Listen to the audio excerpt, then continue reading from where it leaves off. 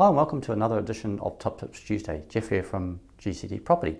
So this week's tip are for those property buyers looking for off-market opportunities.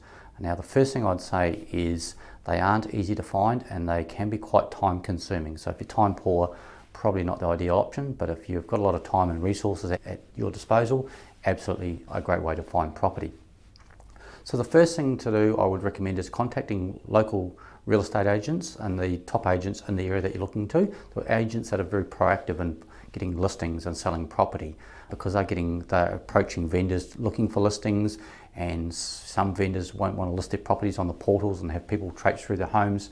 Case in point, recently I sourced a property for a buyer development site that was off market because the agent knew that I was looking for that type of property.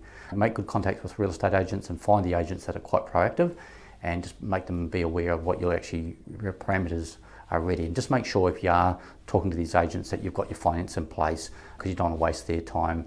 You've got one shot at it really, so you just want to build a good relationship, have everything ready to go, so if they do come across an opportunity, you're able to move on fairly quickly. Number 2 tip is looking for expired listings. So these are where a property's been listed on a traditional portal by an agent or by the owner, and generally the sold listings might last for 2 to 3 months on average. After that listing expires, then it could become an open listing or it could be taken off the market. So another way of finding these off-market properties is looking for these expired listings. There is data sites that you can go to find these, and this is where a property may be just sitting there, so the owner will obviously want to sell at some point. There might be a number of reasons why it didn't sell, so that could be another avenue that you could find these properties. Number 3 is you could try approaching the owners direct. How do you do that? So there's a number of ways, but really you need a good data provider such as CoreLogic, RP Data or Price Finder, where some of the properties, especially in Queensland and New South Wales, you quite often will see the property owner's details. So there's a couple of ways you can do that. Find out their details, you could send them an email, etc. If you can find their details, you could approach them direct. You could do a letterbox drop. It is very time consuming, but there is certainly people out there doing it, and there is another way it's another opportunity to find these off-market opportunities. Again, I just focus on honing on those properties that match your criteria, so don't do a huge database letterbox drop to every property. Just target the types of properties that you're actually looking for, and then if an owner does come back to you, you need to have the valuation ready. You need to have a CMA report and work out what that property is potentially worth, or what you'd be willing to pay for that property again, so you can make it very clear to this potential seller what your intentions are and what sort of price range you're going to be in.